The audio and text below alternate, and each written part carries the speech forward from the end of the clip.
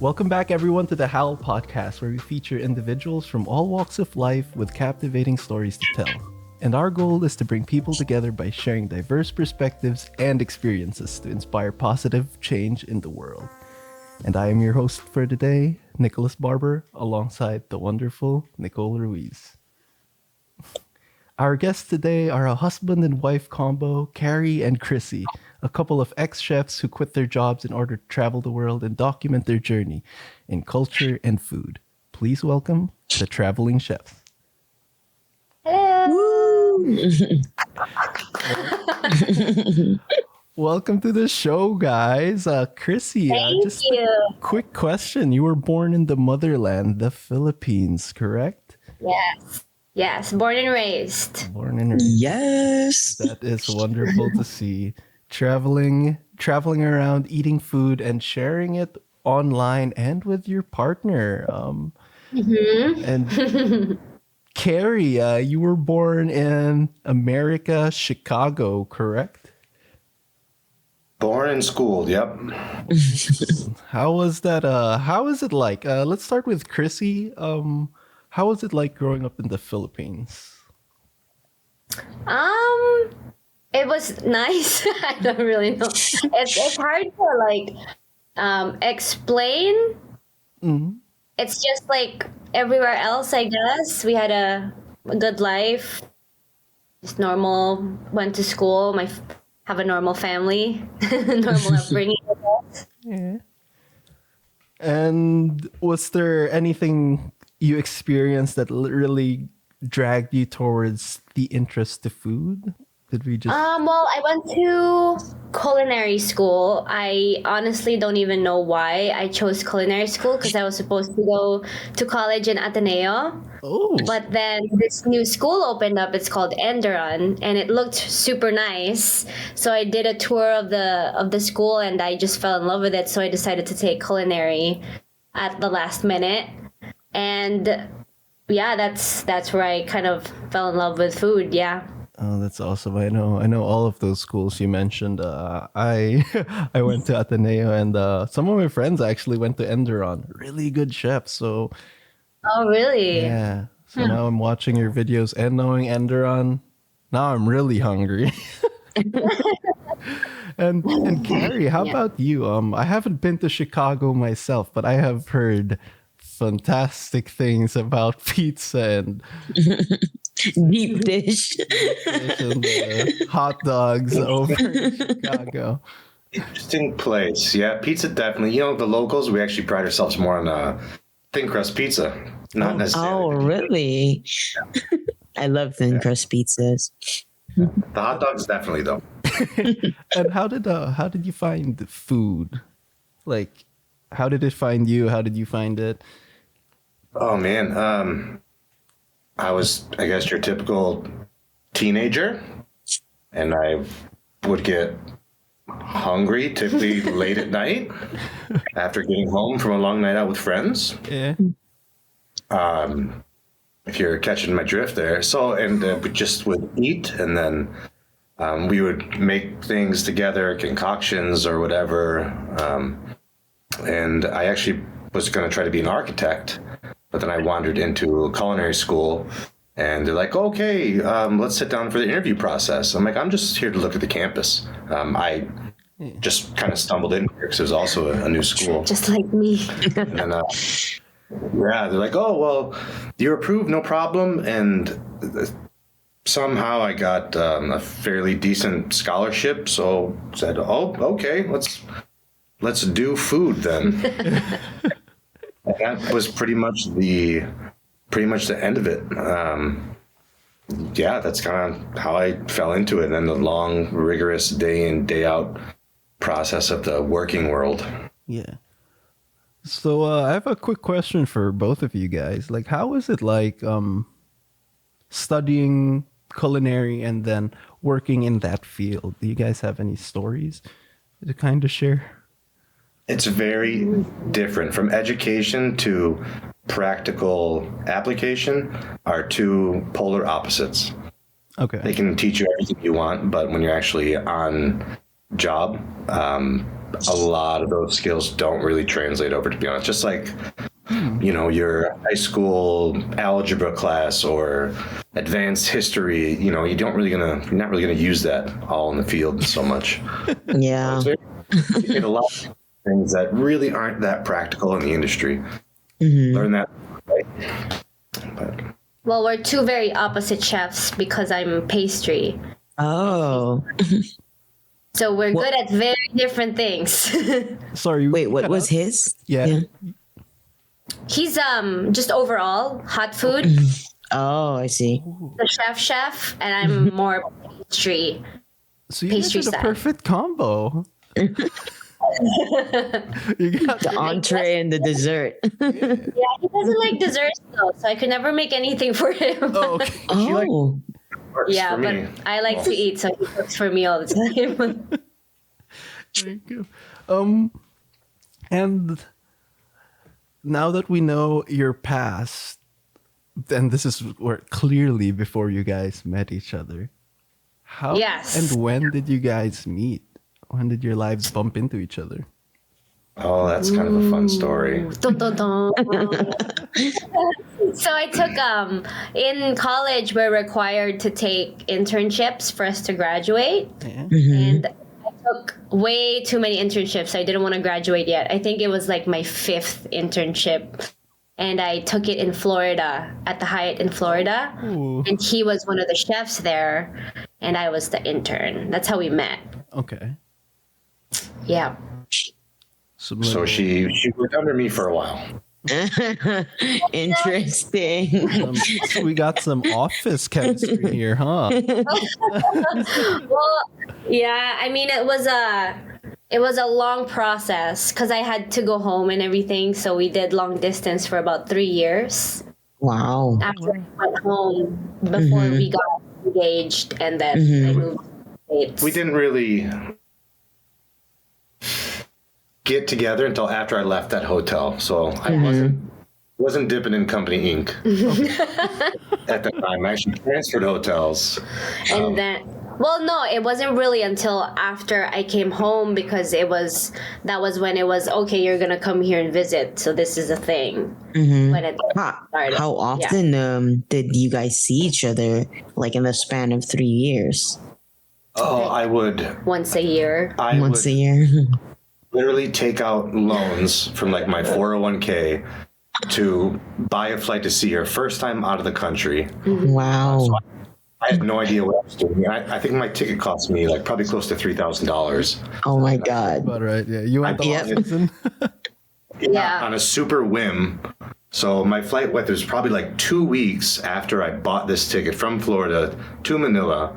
I had, oh my goodness, I think I had like almost a 24-hour layover in Hong Kong. And Wow. For $3,000? Yeah.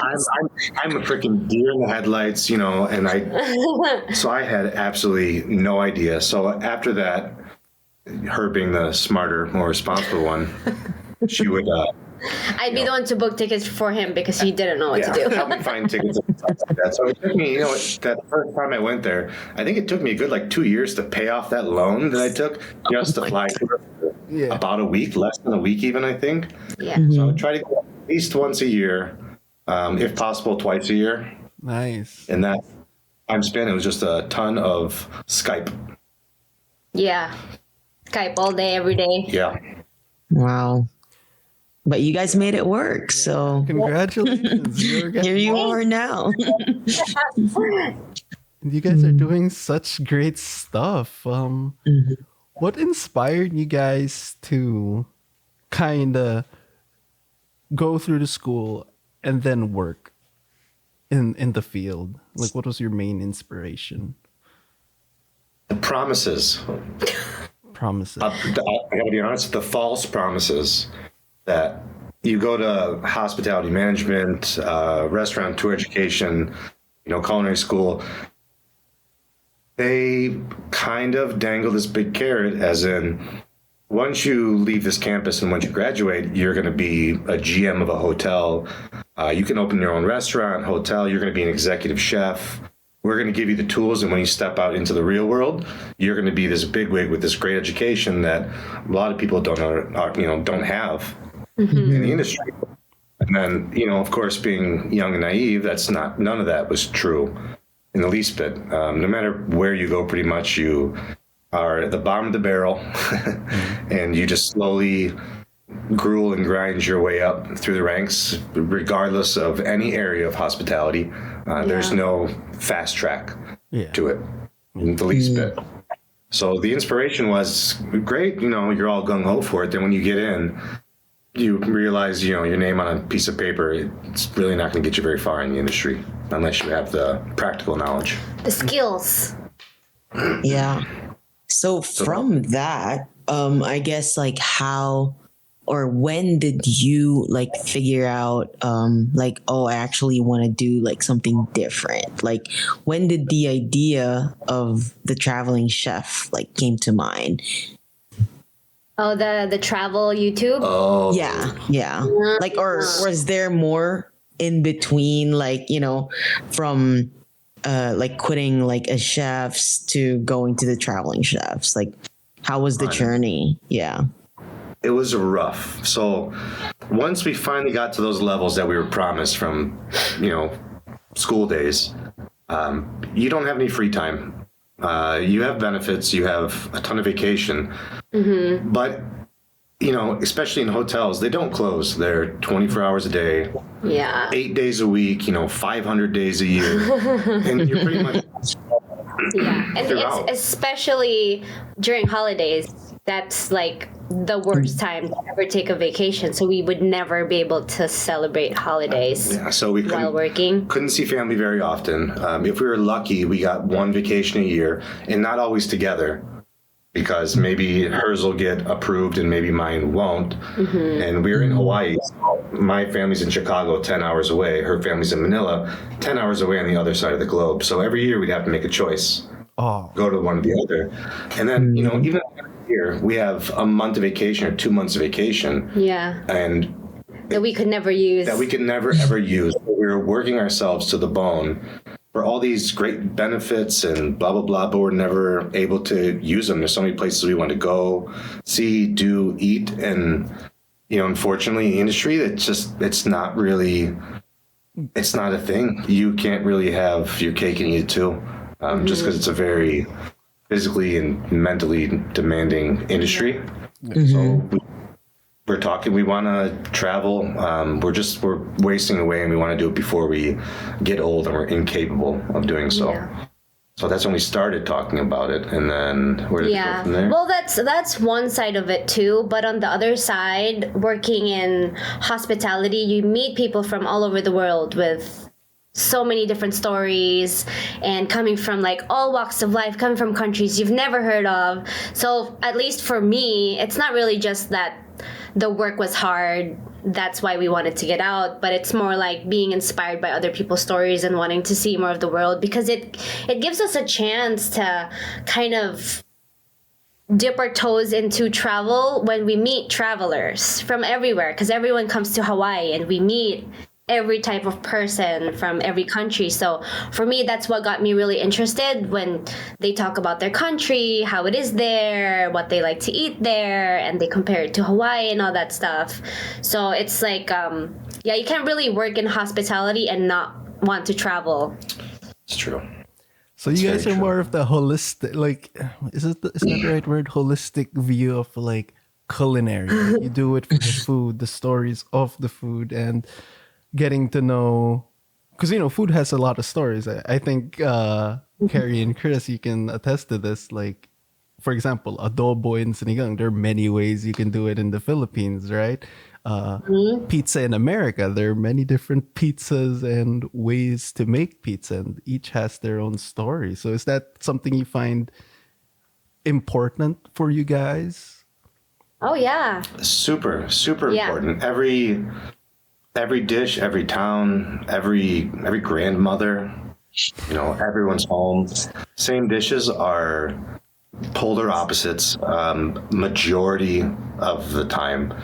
So we have this, not really a debate going on about what's authentic food or Authentic. or traditional food, like, oh, that's not, traditional pizza, or that's not, traditional sushi or whatever. It's kind of like a made up word because there's not really such a thing. Yeah, because it depends on the person. What's authentic can be not authentic to someone else, and you could be living in the exact same place, but it's just not what you know. It's not your tradition. Like we feel like food is a different journey for each person. There's no wrong way. There's no right way to enjoy it. There's, as long as you enjoy something, then it wasn't done wrong. As long as it tastes good, then you made it right. Like, there's no specific, like, ooh, did I follow the steps? It's up to you. It's your food.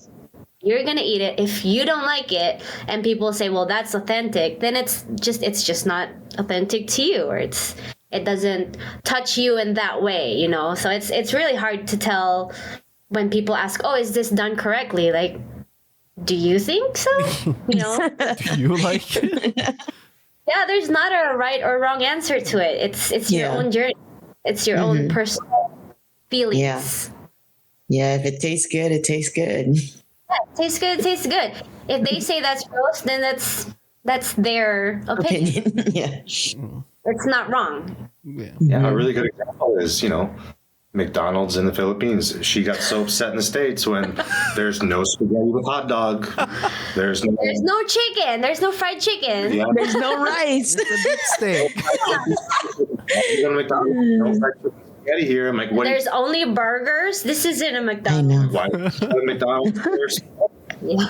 Oh my god. That is so funny. We think that too. And the Jollibee here is like lacking like 30 other menu orders. And I'm like, what? Exactly. Because when you travel to other countries, if you want to know what kind of food the locals eat, you go to a McDonald's. Because each place has something different in a McDonald's. Thoroughly disagree. Like in the Philippines, there's spaghetti, chicken, rice. That's what people like to eat, or at least like the children in that specific.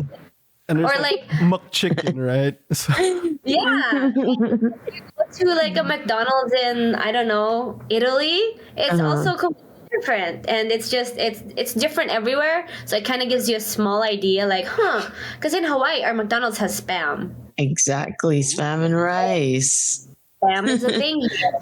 Yeah, you kind of get like a little idea of what people like there by going to a McDonald's. Funnily I enough. want to jump back to Cary. Why do you disagree with that statement?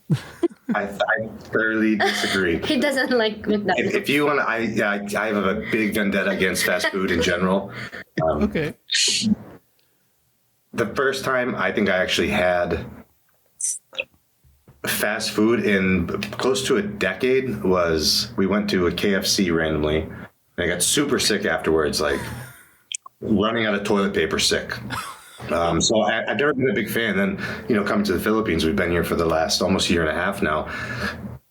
Fast food's a thing, man. Fast food is part of the culture. And it still doesn't help my stomach very much anymore. But I thoroughly disagree. If you want to see the food of a culture, go to a market. Yeah, that's true. You can go to a market. Like that's like if you want to see the coffee of the country, go to Starbucks. Like no, it doesn't. No. It doesn't work. It's mass produced cheap food. Yeah, I agree. Go to a local's Totally house. agree. One of them cook you lunch, breakfast, dinner, and then you're gonna find out what they actually eat on a daily basis. And a good example is when we were in Vietnam, Starbucks isn't a thing. McDonald's doesn't exist there because there's cheaper, better, faster food options on every single solitary street corner with better local coffee. So I think is No, it's far just off. McDonald's. Just look at the menu. Yeah, but if there's McDonald's in the country, I I do actually remember having McDonald's there. And he would never go to a McDonald's. That's why he would never never. He's a McDonald's snob. I'm a super McDonald's snob. As in, if you see one, just pass it. Or just look at I'm not saying I don't like, do oh, that. spam, we are in Hawaii. So, That's it. You don't have to eat it. Just look at it. There's like ube ice cream. Oh, we're in the Philippines. So we went to, we were in Nice, and I just wanted to go to McDonald's to see if they had Royale with cheese. It's a thing. You know, he says. Did they? Right? No. But the two different McDonald's, they did not have a Royale with cheese. So I think I truly lost all faith in McDonald's after that. To be honest, I know it's the silliest thing, but it devastated me so much that every time I would see McDonald's, I would cringe a little bit inside. Broke his heart. It's a mental thing more so than an actual food thing per se. Oh, I was just gonna ask, and like from that, hearing, the stories from the people that, would come into your hotels, like, when did you guys like start getting serious about, like doing the traveling chef, basically? Like, when did like all the logistics come into play? It was like slowly over time, I think. I was the first one who mentioned it to him, probably like 2018 or something. Oh, and I was wow. like, we've saved all this money. We have so much time off that we'll never be able to use. We have, we're able to fund ourselves and just enjoy life while we're young, because like a lot of your income goes into your 401k, into your retirement fund, into your IRA, whatever, what have you. And then by the time you're like 75 and you've been just working nonstop all your life, by the time you can use that money, you're tired and old, and you don't really want to travel the world anymore. Normally, like, you won't have the energy, or you'll have a family by then, or you'll have grandkids or other responsibilities. So I kind of mentioned to him, like, why don't we just do our retirement now and then work after? Like, well, we're young, we don't have children, we don't own a house, we have energy, we're still fun, we like each other's company still, and we won't drive each other crazy yet. Like, let's just do it now. Let's spend this money now and then worry about it later. Which I guess is not the most responsible decision, but I would rather enjoy it in my according 30s to who? than in my 80s. But that's beautiful. So I think that's kind of what started us on it. Like, I don't want to have to wait forever. Did you have to convince him? A little bit, yeah. Yeah, she did. Yeah. It took a little bit of convincing. I was like, I do not want to work like this all my life, have all the money and never be able to use it. Like, we still, I don't know. For me, I was wasting my life away a little bit, not doing something that made me happy, because we were working, 60 hours a week. We lived in Hawaii, which is one of the most beautiful places ever. And we couldn't even go to the beach because by the time we got out of work, it would be 11 p.m. and the beach would be dark and cold. So it's like, we can't even enjoy living here in this paradise. Like, I want to enjoy my life and see places, So I think it was just, at that point, I was just over it. I was trying to get him on board, like, so if we save this much, you want to quit your job? And it was funny because 2 weeks, or no, the week that we were both quitting our jobs, we both got laid off for COVID. The hotel closed. Wow. And they were all furloughed because of COVID. So we were like, I'm so happy we didn't quit yet, because we wouldn't have been able to get unemployment. Yeah, like severance package and all that stuff. Yeah, exactly. I was like, oh, it's a good thing we waited a little bit. So they had to let us go instead of us quitting. Good timing. Yeah, it was perfect timing. And since it was COVID, we couldn't leave. So we were actually able to enjoy the island for an entire year before we left. That's No great. tours, no cars, parking. Yeah. That was That makes I feel bad saying that because it was really rough on a lot of people, but For us, it was a break. that was that was paradise on earth for a solid year. Yeah. I bet. And I love your story, guys. It's like such a great analogy of like life because sometimes we have a lot of money but no time, and then it's just a Yeah. chart, right? And then throughout our lives, it changes, it fluctuates, and by a certain amount of age, you're supposed to be at a certain. You're supposed to be. You're You know, supposed. Society said. yeah, that's the key word, supposed to be. And I love what you guys are doing. Like you're chasing what you love, and you're sharing it, right? Like there's nothing better. There's nothing. And I can dive on this all day, but I have just a quick question before we move forward. It's did you have a lot of support in your groups, family, and to get into the traveling chefs, right? When you were like, Mom, I want to travel the world and eat some food. Like, how did that go? It took a little bit of convincing. Siblings on both sides, 100%. Oh yeah, yes. Nice. Friends in Hawaii were good for you, but please don't leave. Yeah. Or some people also, because we were both like super into our careers. Like our careers came first. We were super, what do you call it? Ambitious. We were getting promoted. We were working really hard. We were always the first ones in and last ones out. So no one really believed us when we said we were going to do it. Like, oh yeah, okay, sure, yeah. Yeah. I believe you. During her convincing time, Yeah. my biggest apprehensiveness, I guess, because I was with the same company for 14 years. Same company, Hyatt Hotels. I built my career through them, across the states, essentially. So for me, just to pack up and leave, I just spend almost half of my life building this Career. that I have just to drop and leave everything behind. So it's definitely a little more challenging. But back to your question. Parents super apprehensive, especially because we're living in paradise. We both have very, very good jobs. We're living the way they want to see their kids live, and then saying that, well, we're just going to drop all of that, sell everything, and we're going to be homeless and jobless for X amount of time. Yeah, it wasn't really met so much with open arms. It definitely took a bit of convincing.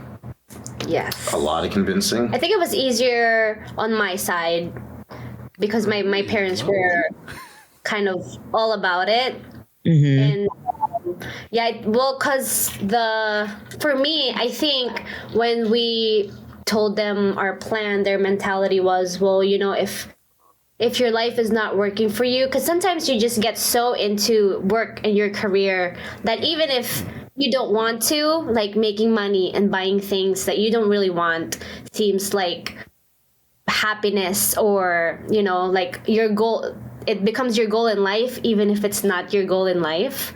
So I think for them, when I told them about it, they're like, so you found your purpose, or you've whatever makes you happy. If you're not happy with your life, then just do it. I think it was harder on his side. They were a little bit more apprehensive about what we were doing. Yeah, definitely. Were you able to convince them? Yeah, I think so. Yeah, I don't think like 100%. I don't think it's not at 100%. They Just still like all bug, want whatever. so.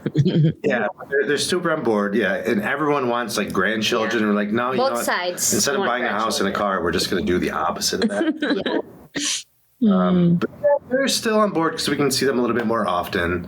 And then especially when we tell them stories and they see pictures and videos, like, oh, wow, you're actually doing this. You're actually living your life instead of wearing one outfit every day for 2 decades. So Yeah, I think it's just the grandchildren now that bothers them because they're into it now. It's just we still are not giving them grandchildren, especially with this lifestyle. Yeah. So I think they've accepted it by now. As chefs, do you take in all these foods you're eating? Like, is there an idea of like, hey, I can do a fusion of this. I can do this later on, like when you decide to get back into like A little bit. Yeah, I know as I'm kind of wired to do that. Typically, I try to stop myself from doing that. Okay. It kind of takes away from the dish that's in front of you. Instead of, well, what can I do to change this or make this better? It's like, you know what, I want to experience it for as it is instead of trying to warp it. I'm not going to lie, and I don't ever do when we get back and like, oh, I'm going to make dinner. We just got back from blah, blah, blah, blah. I'm going to change it a little bit. And I change it a little bit. But as a forethought in front of me, no, I'm not particularly. Certain ingredients, individual ingredients, yes. Full plates, full dishes. Not so much. It's either this is really, really good. They did this really, really well. This is amazing. Or this is a little bit different. I don't know if this is my cup of tea. It's typically what goes through our heads. But that's also why we try to take as many cooking classes as we can, especially when we visit a new country. We take at least one cooking class in each country. Nice. So that we can kind of experiment with it when we get home. A lot of our videos are cooking classes, and we also have like recipe videos from the cooking classes that we took. It's hard to share that with people when you have an idea for a certain dish that you learned and you think something else would go with it, because people don't like that. Yeah. They're not happy about that. Locals don't do that. No one likes trying to change their bread and butter, essentially. So That makes sense. Yeah. So like when you guys started traveling, did you guys already know that you wanted to make videos, or like how did the planning come into play for that, at least? when we found out that we could make a little bit of extra money with it, well, Chris did. She's like, we can just if we can make a little bit enough to get a couple flights every now and then, or a hotel or a meal in a nice restaurant, like, why not? It's not going to take a lot of extra work. Yeah, that's fine. If you want to film me eating and drinking everywhere, like, I'm not going to be opposed to that or say no. Because I think we started our YouTube channel a little bit further into our trip, like a few okay. after we left. So Yeah. I think as soon as we realized, like, this is cool, I want to keep doing this for more than a year, because our plan was just for 1 year. We only had enough money for 1 year. I And see. then we were gonna go broke, and then we had to go back to work. And then when we realized, like, I think we would want to go more than a year, I started thinking of ways that we can kind of make that happen, make it a little bit more sustainable. If we can do it for a living, then why not? And so I started researching about, making money off of YouTube or sharing our videos and all that stuff. So we were just kind of trying when we first started the channel.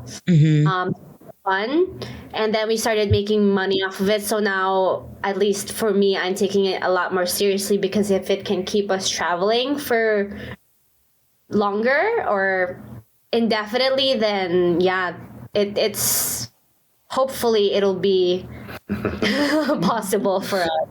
But we're at 2 years now, so it's working. Wow, that's amazing. That's amazing, guys. Grab life by the horns, We still do contract gigs every now and then. Yeah. Task force, help open up hotels and restaurants. Yes. We're gonna work next month in Arizona, actually, for 2 months, working at a hotel. So that's also when we need to kind of fill up the bank. We get a couple of contractual temporary gigs now and then as chefs or managers or Supplemental income. yeah. Living life so great, because some people live to work, some people work to live. Exactly. Yeah, Yes. that's what I told him. It's nice not leaving work. That's very true. Yeah. Gives our lives a meaning, makes it more it enriches our lives, as I say. Yeah. Oh. But sometimes you just jump on that train because everyone's on that train. Everyone's working. Everyone's trying to buy new cars. Everyone's trying to buy a house. And even if that's not the train that you want to be on, that's where everyone else is. So you just keep going. And for us, we decided to hop off and just walk. Yeah. Or the fish analogy, like all the fish are swimming upstream, And then sometimes some of the fish can turn around and look around and go the other way, Like, yeah, you're going against the grain or anything, but at least you're doing it with a smile on your face, right? Yeah. But just go where you want to go. Yeah, exactly. And It really it solves the question every night of, what do you want to eat? oh, that's a blast that you guys don't have a little debate session on what to eat tonight or something. That's always good. And what tools, when you go on your travels, what tools and equipment do you always have in your bag? Ooh, like must-have travel items. Exactly. This. That's kind of a big list of like small knickknacks, to be honest. Water bottle.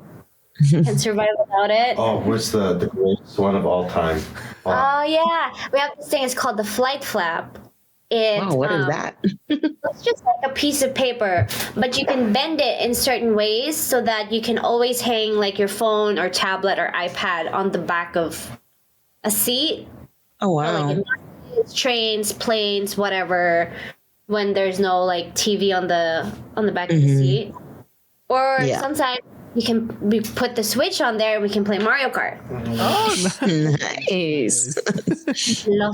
Small things, paper clips. Oh yeah, really small, stupid things that you would never think are super important are actually really, really important. Rubber bands. Yeah, metal S hooks, rubber bands. Yeah, like the little clip things that you find on bread. Or Oh wow. I'm curious, but why? What do you use it for? For the hang your laundry. Oh. Yeah. The rubber bands are super useful because also when there's no space in your bag, like for example, he'll take his towel out and wrap it in a rubber band and just shove it on like the straps of your. It's just for things that you would never think you'd need to do, or usually because we stay at really cheap hotels, they won't have a place to hang your towel or a place to put down your what do you call it, your kit where your toothbrush is, so you have to hang it somewhere and there's no hanger and you have to make hurts so much. Airplanes, buses, airports. We would have to wash our clothes and we need to hang them one by one with little S hooks and rubber bands and it's just the difference. Like just hang them like together basically. Yeah, because if it's your lifestyle, it's very different from being on vacation when you can just have one set of clothes. We wear the same 5 sets forever.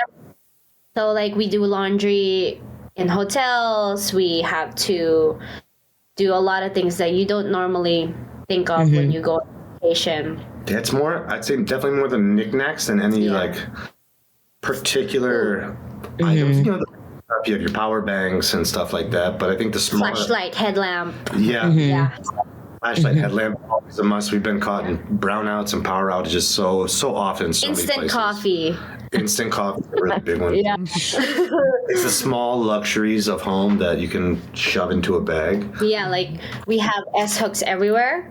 Yeah. So that we never like it's just the most useful thing. And these little clips too. I don't know. Is that a paper clip? Yeah, like a paper clip. Yeah. For a binder or something like that. Yeah, but because you can hang one S hook here and S hook here and hang something underneath it. It sounds so stupid when we try to explain what we use them for. It's practical. And then It's most random stuff. his water bottle has like rubber bands everywhere. Oh, it is. Oh my god. Useful things too. Anytime I buy vegetables, like anywhere, they always come, asparagus, broccoli, cabbage, there's always a rubber band around. Always. So there is. I take it off and I slide it around my water bottle. So when we go somewhere, I'll have 50 rubber bands around my water bottle. And one says asparagus on it and one says, cheese. Carrots or Gouda. Super, super, super handy for everything. The backpacker life, man. You gotta save money. You gotta do what you gotta do. You can't buy hangers, and we can't bring hangers here, so. I'm gonna get the rubber bands too. Yeah.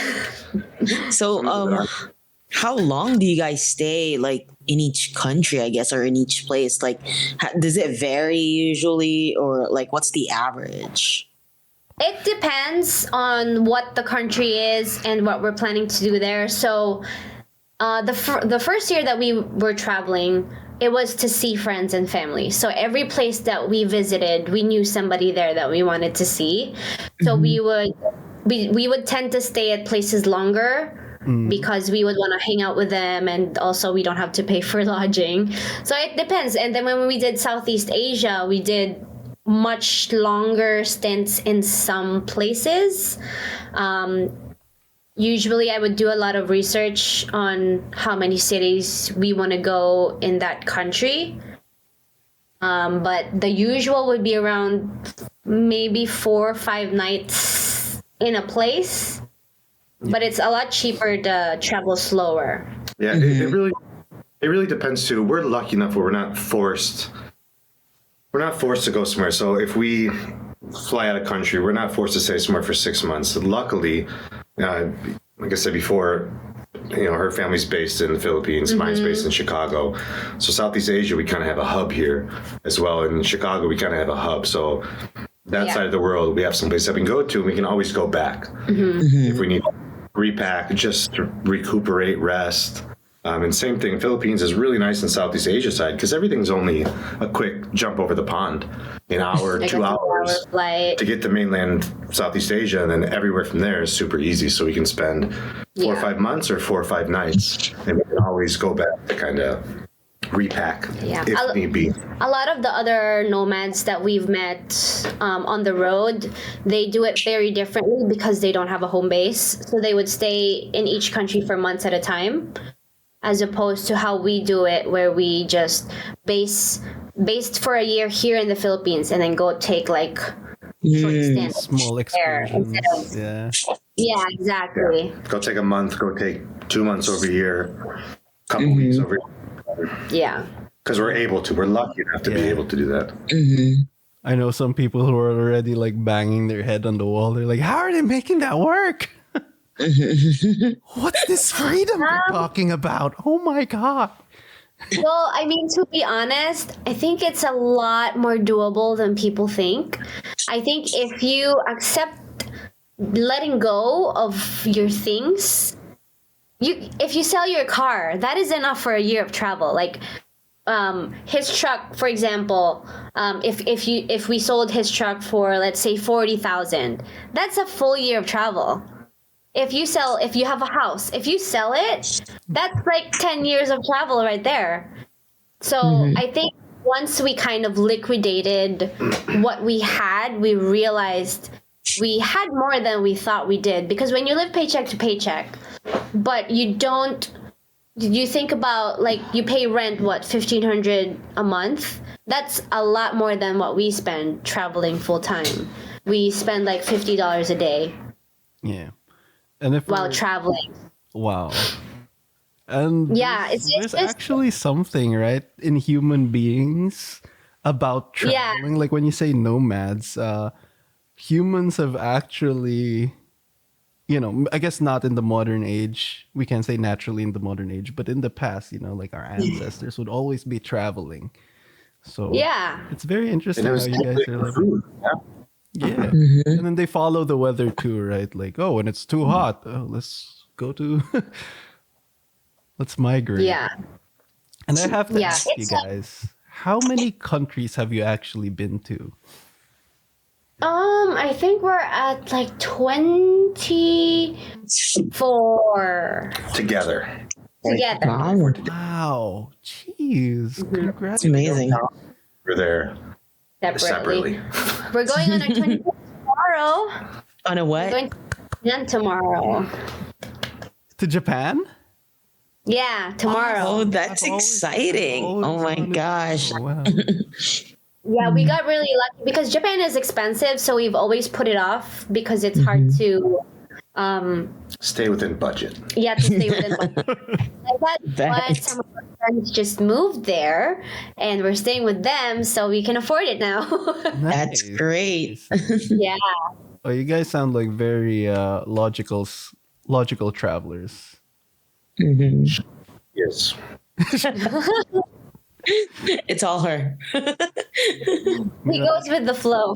Yeah, me when it's traveling, I'm just like, okay, I'm just gonna buy the simplest ticket, and I'm gonna send it. Yeah. see what happens. Well, we also we travel hack too, so we save a lot of money with that. Travel We hack? get with our like travel credit cards, That's great. Yeah. free hotel stays, free lounge passes. Like people always think that we're just rich or we have, what do you call it, a trust fund. They're like, oh, how do you afford that? And usually my answer is we got it for free when we go to first class lounges. Even if we're flying like the cheapest flight on the very back of the plane, we can still get into a first class lounge. And I think people think that we're always flying first class, which we're absolutely not. We have no way of avoiding that. But travel hacking has helped us definitely. All right, here we go. Let's go for the sponsors, Chrissy. What's the top 3 travel hacks right now? Oh man, top 3 travel hacks. Get a travel credit card, pay all your bills with it, and get like a free round trip ticket to Europe. That's how we did it. Which credit All the card points. Is this like Alaska Airlines or something? No, Probably there's Chase. Chase Sapphire. Chase Sapphire, yeah. Sapphire Yeah. Preferred and a Chase Sapphire Reserve. So the Reserve is more expensive because the annual fee scares people off. So I'll give you an example, like the Amex Platinum. It's like almost $700 a year. So people are like, oh my God, that's way too much. But we You have get all the gotten points. at least $2,000 worth of free stuff with that one card. So Way we're more actually than that. making money Way more than that. off of it than paying the $700. Well, like when people look at credit cards, they just look at the annual fee, but they don't look at what you get in return. Like we stayed at this 6-star hotel, this Marriott in Phuket, Thailand. Wow. Was essentially free, plus we earned money from the free stuff that we got with that card. So It's like amazing. I don't know. If you really look at travel credit cards, it can save you so much money. And they gave us like $100 for free. Just here you go. Spend $100 in Thailand, which you can't spend it in 3 days even if you tried. Like nothing costs that much. So it's like you're giving us a free vacation plus money to spend plus more free stuff. And why does not everyone have this? I don't know. I think it's because the annual fee scares them off. But yeah, a lot of research. That's another travel hack for you. That's great. That's all good to know, because I know, like a bunch of like the younger generations definitely are like not liking the normal 9 to 5 and are always like, wanting to travel, especially, what happened with COVID. Like everybody's just really thirsty to travel. So Yeah. that's really good advice. Yeah, there's also a credit card that lets you pay your rent on the credit card and it gives you points Website. from your rent. Oh, Oh. It's called Bilt, Bilt. You get points. BILT. I'll have to check that out Yeah, myself. I'm gonna have to check that out. That's how I got a lot of our points. I paid our rent with credit card. For a couple years. Yeah, in exchange Oh, for wow. points. Because it's money that you're spending anyway. You're not spending more. You're just putting it on a credit card and getting points for it instead of just giving cash out, Yeah. Mm-hmm. Yeah. Wow. My travel hack is just marry a smart Pinoy. Works too. I think for the first year that we were traveling, most of our flights were for free. Yeah. Wow, that's great. I'm realizing that because I think 3 weeks ago I went to North California with a friend and all her travel were free. And I was like, what's going on here? Why am I the one paying? And You should research on it. yeah, she's like really smart with the traveling to the airplanes and getting free flights, getting up Yeah. to business class for free. And I'm like a chump here paying for overpriced tickets. It's all points, man. Yeah. You gotta use that. It's all about the hacks. We're not, but we do have a lot of points. So See, guys, for the people watching this episode, use those points and start traveling. Start getting that freedom. Let's go. this episode was sponsored by Chase. Just kidding. I wish. And Amex. Oh. So what country have you guys had your like best meal at, I guess? Oh, that's a super hard question.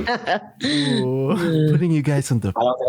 I don't think I can pick one. Vietnam. Vietnam is probably one of our favorite food destinations. Oh no, Thailand.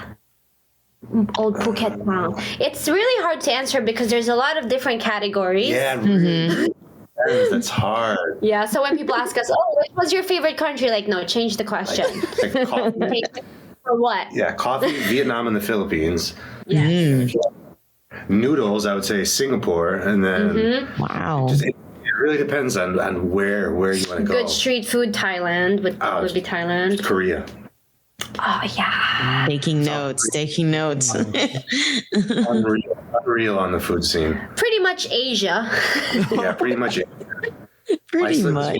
is good. Oh, Where I have else? a question for Cary. Since you say that, what's the main difference between dishes in Asia and the West, you'd say? What makes you say The biggest difference? A million. Honestly, Yeah. chemicals. The flavor. Yeah. Preservatives, chemical additives, I think is the biggest difference, with a few exceptions for like MSG and stuff like that. But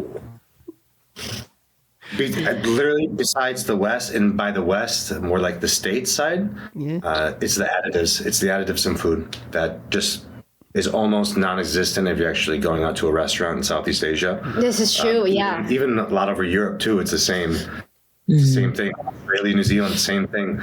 Nothing is added to the meals you're getting on your plates, unless you go to every McDonald's everywhere. But honestly, that's the biggest difference. I would definitely say. Okay. Yeah, it's fresh. Yeah, fresh ingredients are much more readily available. I always assumed before we went everywhere, this might sound kind of weird, I was expecting rice everywhere we went, like everywhere in Southeast Asia. Rice, because I'm used to the Philippines, breakfast, lunch, dinner, every meal in between. Not rice, it's just a snack. Love it. No, that's not a thing. This is the only place I've ever been that we have rice for breakfast, lunch, dinner, merienda, everything. Yeah, biggest difference would probably be not the quality, but the additives, the things that are added to food. It's good to know.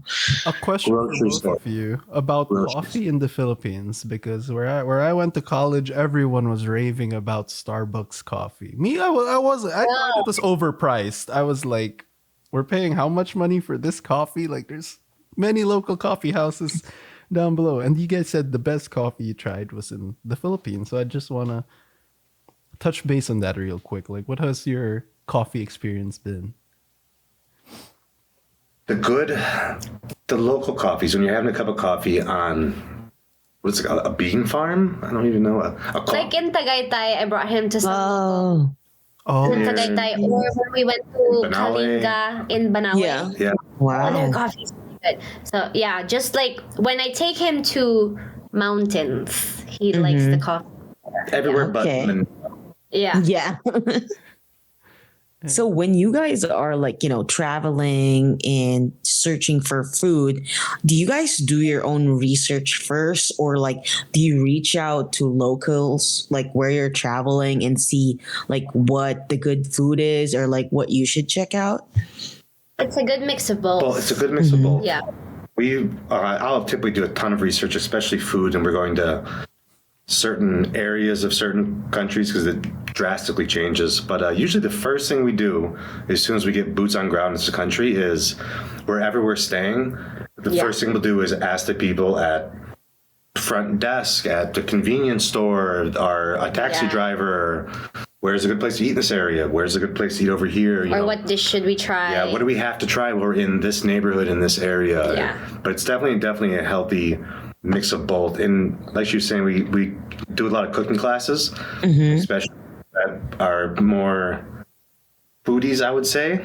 And every time they've given us laundry lists full of amazing restaurants. Like, this one's really expensive but good. This one's definitely on the cheap side, but this is the good local eats where you'll get the experience. This one's all organic. This one's, vegan. This is my family's favorite restaurant. And then we'll kind of go from there. Wow. It's definitely a healthy mix of both, I would say. I have one more question. So like with that, like talking to locals and everything, and you guys go to like countries where there's a little bit more language barrier and like more cultural differences from the ones that you grew up with. Like, how do you guys like go about that, like when traveling and exploring like different places, basically? Well, we do have this. Where's our translator? She's looking at me like I speak every language. Just like, I don't know. No, usually we'll learn a little bit about each language, like, hello, how are you? Thank you. Where's the bathroom? But we also just recently got a translator. So it you can have like an actual translator. Yeah, an actual translator. Like a machine. Like you're talking. Yes. We can't find it, but it looks like a phone. It's like this, and then you can choose two languages, like English and let's say Tagalog, and you just speak normally. So every time I would say hello, how are you, it would automatically translate, and they'll answer in Tagalog, and it'll automatically translate in English. Oh, that's amazing. That is a big help. It's called the Fluent Talk T1 Portable Translator. Wow. Sponsorships, everybody. No, but But we were actually sponsored by them. They wanted us to try it out, and we actually really liked it. So it's not because we're sponsored, but we actually really like it. It looks like this. That's great. That's Fluent Talk. Before this super fancy thing, we just had a little black book. There we were going to language and hi, hello. Just write it down. Bathroom. Yeah, and then on the plane ride or in transit, we would sit there and just study it. So we got there. At least we had enough to get to where we're trying to go. Yeah, to go in and out of places. Could we have a little sample of that little machine here? Yes. Let's see. It takes a while to open it up, but you can ask a question while it's thinking. Okay. Also, it's actually a lot easier nowadays that you don't get caught in a bad situation without being able to go anywhere without speaking the local language, because everything has apps now. So usually the biggest problem with that is you don't know how to get somewhere, or you don't know how to get a car, or et cetera, et cetera. But now with Uber, you don't have to be scared that the driver will misunderstand you and bring you somewhere else. Like, just go through the app, or you can buy subway tickets through an app, bus tickets through an app. So the need to actually be able to communicate in the local language is a lot less now because of all of the new technological advances. Actually, very, very little challenges with communication.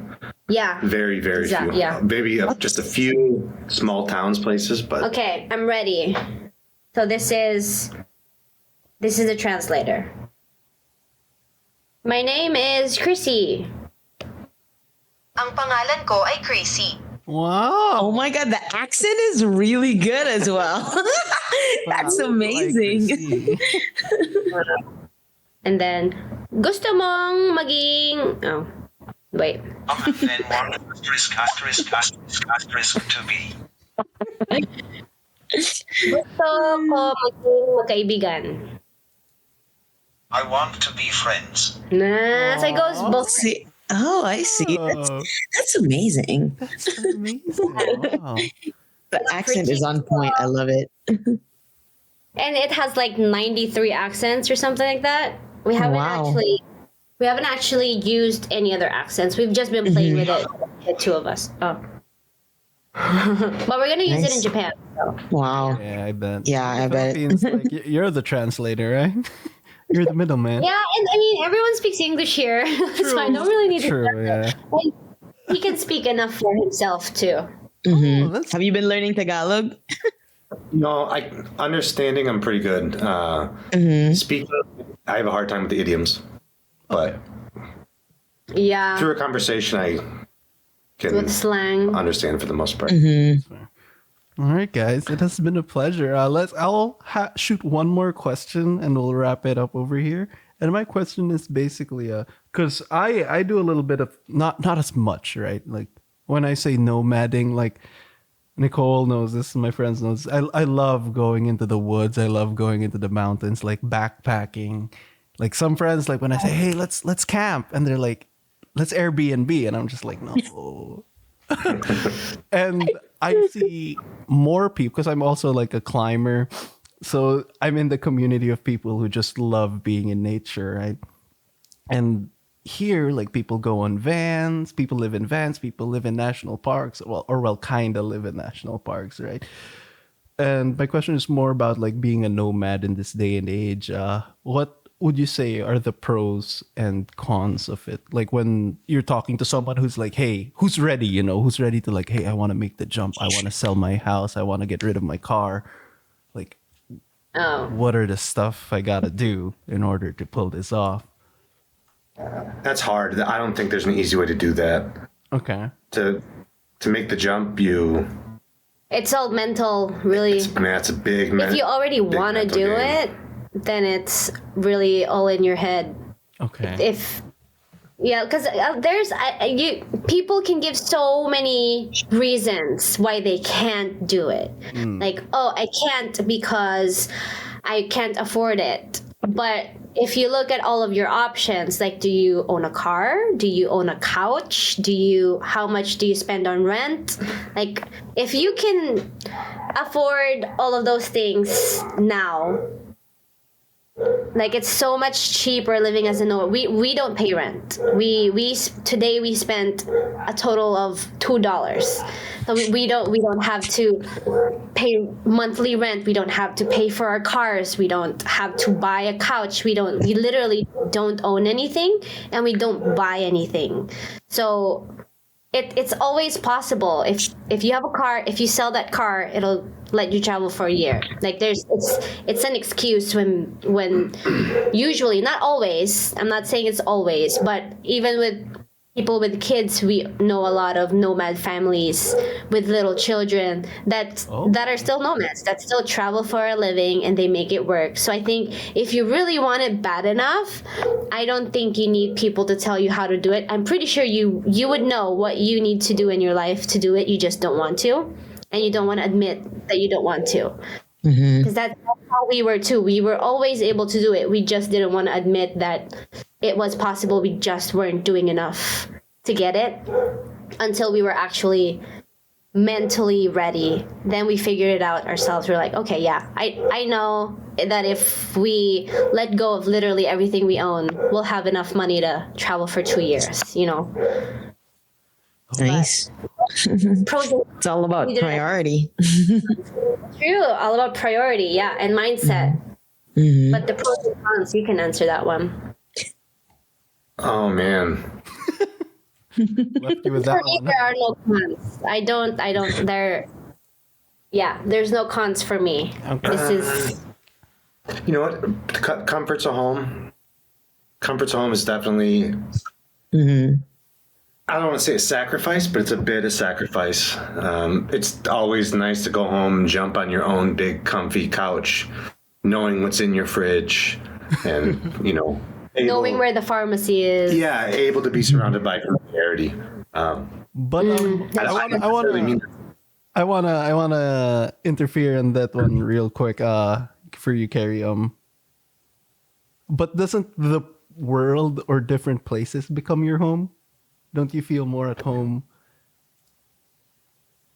Because certain aspects. I bet It really depends traveling on is kind of weird for you too. Like you stick out like a sore thumb every now and then, right? Of course. Oh yeah, yeah, absolutely. Basic stuff like if we're somewhere, it could be literally anywhere, and we're running out of clothes.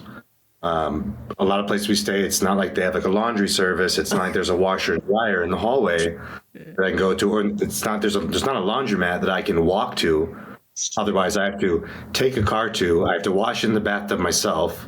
Dryers are not a thing in this part of the world that we're in, so I have to wash my clothes 3 days before I actually am going to need them. So by the basic comforts of home, it's the small stuff that you get accustomed to. Yeah. That it's pretty much, it's fairly comfortable now. Just starting off, it was definitely transition. So if you're the kind of person that is really Homebody. is really, really, essentially a homebody and can't live without their Xbox and their French press coffee. 700 channels. Yeah. Yeah, exactly. Well, you can travel with your 700 channels now because we travel with our Netflix. Yeah, small things like that. Yeah. Or just knowing the local pharmacy, for example, if your head hurts and you need to buy painkillers, usually when you're home, you know exactly where to go, which aisle it is, what the brand is. But if you're somewhere else, usually it's in a different language. You don't know which ones are pain pills and which ones are, diarrhea pills, or you don't even know where it is, or you don't even know if it's a pharmacy or which road to go to. Like just little things like that where everything is just unfamiliar. Yeah, I wouldn't call it a con. It's not really like that so much anymore, but just starting off, it was definitely confusing too. Definitely confusing and challenging. Because medicine pros, has different names too, right, in countries and stuff. Yeah, and even different availability. Or even toothpaste. Like if you're picky with your toothpaste, it probably won't be there where you are. Yeah, if you have a lot of allergies. Yeah. Or even deodorant. One time I ran out of deodorant and there was absolutely no women's roll-on deodorant anywhere in the next 3 countries that we went to. For some reason, it was all like the wet with the ball. Yeah. It was so simple, but it was really annoying that I couldn't find it. I'm like, it's just deodorant. Everyone wears deodorant, but apparently people there wear different deodorant. So. Yeah, very small things like that. Or I think the only con that I could think of is you always have to say goodbye at some point. To a place, to a person, to a culture, to like whether or not you like the place, you will always have to say goodbye. Mm-hmm. Yeah, that's true. Yeah. That always sucks. But you get to say hello to somewhere new. Yeah. Everything's a pro. Yeah. Even the small uncomfortable trying to find deodorant or a bottle of hot sauce, whatever. Everything's a pro. 'Cause it's all fun and everything's new. It's discovery. There's not really. It's all discovery every day. Every waking moment, it's a new adventure. It's a new dish, a new street, a new climate, a new language.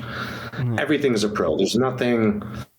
There's not really a con. Like an I think it's also because we're a lot more comfortable with being uncomfortable now. Like I know there are a lot of people out there who get very anxious when they don't know what's going on, or they're somewhere new and unfamiliar place. But for us at this point, it's exciting because we've survived enough of it to know that it's not actually a problem. Like if we don't know where to go, that's fine. We'll find it somehow, or in some way there will be someone to help us. Like we haven't experienced anything negative in any of our travels. Not trying to jinx us, but we've never had any negative encounters with like people or getting lost or right. Like we've never been taken advantage of anywhere. That's great. In part because we keep safe, but also people are just generally kind and good. And I think people tend to forget that. Like you don't have to be afraid. There will be someone nice who can help you anywhere you go in the world. Yeah, everywhere is someone's home. Everywhere is someone's home. Yeah. You can always buy whatever it is that you left at home. We don't stress anymore about whether or not we left something, because anything you need, you can buy it wherever you go, unless it's like, you know, in the middle of the Amazon. Probably. But yeah. It's so beautiful. Thank you guys. That's such a wonderful way. It is like 8:30 a.m. Started this at 7 a.m. It is Monday, and it is such a great way to start the week hearing your story. Thank you so much. Well, thank you Cary guys for and having Chrissy. me. Yeah. Yes. Where can our viewers find you guys? Go ahead and plug yourself. Oh, thanks so much. We have a YouTube channel called The Traveling Chefs. We also have Instagram called The Traveling Chefs with an underscore at the end. And we have an OnlyFans we call Only Feet. We don't. That helps pay the bills. Or the That's actually travel how I was joking about the travel hacking. It's our OnlyFans. Only feet. Thank you guys so much for being a part of the show. Thank you to Nicole for having the show with me. And thank you as well for the people watching the show. Today's episode was very human oriented, very passion built. If you guys ever want to, you know, live your passion, maybe this episode has helped you out or has started the journey. And my word for the viewers out there is always keep growing, you know, whether it's uncomfortable or not, let's just keep growing. And I'm going to hand the mic off to Nicole for her final words. And it has been a pleasure, everyone. Thank you so much. We'll wrap it up, and thank you to Chrissy and Cary for joining us today and giving us their time.